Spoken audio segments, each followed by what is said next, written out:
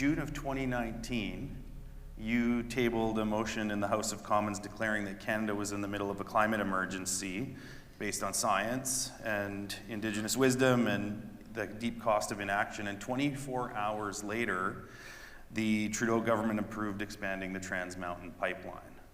Yeah, that sucked. And you say in the book, this must have looked like pure hypocrisy, and that although you were reluctant to approve it, you were convinced, or you convinced yourself that approving it was necessary to maintain a national climate consensus that included Alberta. But now looking back, you have serious doubts about both the pipeline and the approach to the oil sands.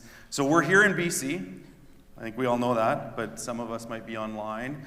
On the West Coast, where there's some serious issues going on right now in the news. I've been with Catherine all day. It's been a busy day given what's going on nationally. What's your take on pipelines, tankers, and a renewed interest in this type of fossil fuel development? It's an easy question to answer. Look, I mean, there's so much to say on this one. I did learn a lot of lessons.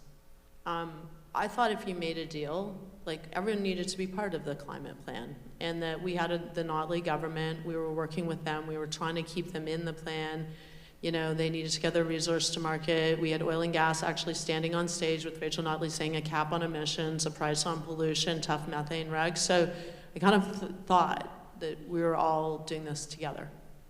And what did we get? Let's just be 100% clear. I've written this, and I think people are like, oh, you know, she did reflect. I mean, I think some people are like, you know, that was stupid, you were a fool. Maybe. I just thought if we all tried to do this together, we could come together.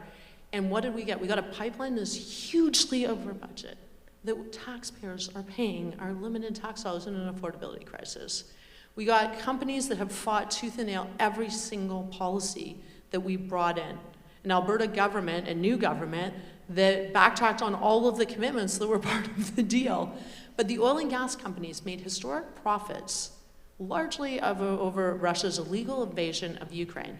At the same time, they made commitments. They said they were committed to net zero, they were part of the solution, they were gonna do that. When they what did they do with their profits?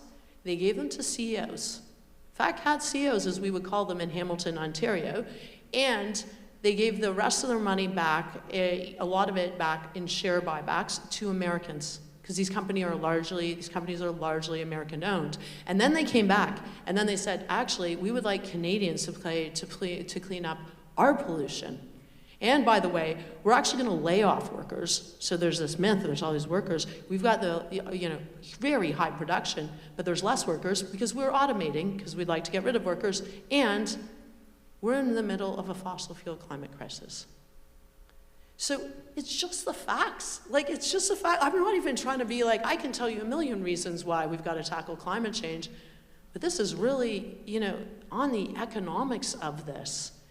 And what we are doing, like, this is a problem. And now I feel like I don't know what the MOUs, people ask me, I have no idea.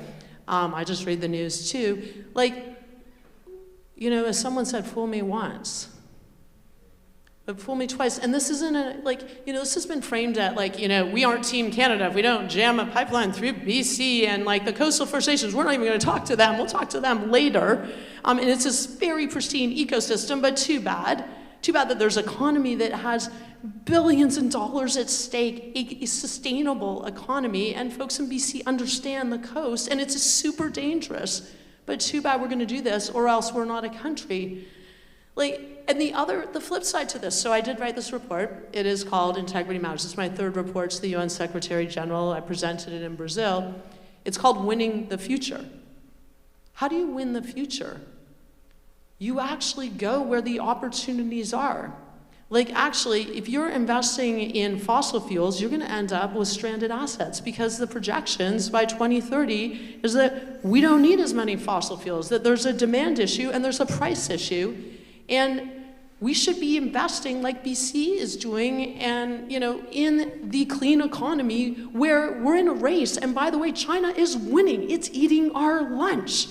And we are so fortunate in Canada. We have just so many smart companies. We have clean electricity. We could spend all of our time on renewables and cleaning up our grid. and making sure through the critical minerals that we have that we actually manufacture and we process them here, so we actually get benefit out of this. And we should be leading on electric vehicles, because I'm from Hamilton and we have auto manufacturers. But that's what winning looks like. Like, we have to be clear on what winning is. I don't want to not build things. I was the Minister of Infrastructure. I was super into building things. That was like the thing. But what are we building? And are we building for the future? Both, yes, because climate change is real and emissions matter and you got to bring emissions down. That's just a science issue. That's like not, doesn't care what deals people make. It's the science has said, we don't start acting really fast, we're going to have catastrophic impacts of climate change. And by the way, for the 85,000 people that had to move from their homes this summer because of wildfires, pretty catastrophic already. So I just hope we can be rational. Like, it's really hard working on climate, because sometimes I think I'm quite a rational person, and I'm also like, okay, a swimmer. So I was like, okay, we got this long-term goals, stretch goals, sure, 1.5, but do the work. Don't have complaints. Like, just do the work. Get up every day. If you don't go fast enough, then figure it out, innovate, and do more work, and just keep on going and work with others and include others. And I mean, the one thing I will say, because it is really important to me, that the idea that you wouldn't consult with the community that will be the most impacted by a pipeline, yes, that is BC, but really, that is the coastal First Nations. They have not been consulted at all. And this is their economy they've built. This is their territory. This is their waters. This is a place where they have a bear, where there's no other bears like it in the whole world. Like, we all have to sometimes take a deep breath. And now we're having a big fight. I was like, oh my gosh, I've seen these fights before, but why are we fighting? We gotta fight Donald Trump. We gotta fight climate change. Like, why don't we find things that bring us together as opposed to polarizing us? So I have no insights other than I've learned some hard lessons. And I also realized, like, we gotta tackle climate change, but we have the solution. So for the love of God, could we do the thing that is going to be beneficial for people, for planet, for jobs, for the economy, for social justice, for Indigenous peoples, for rights? Like, let's just do that. Right on.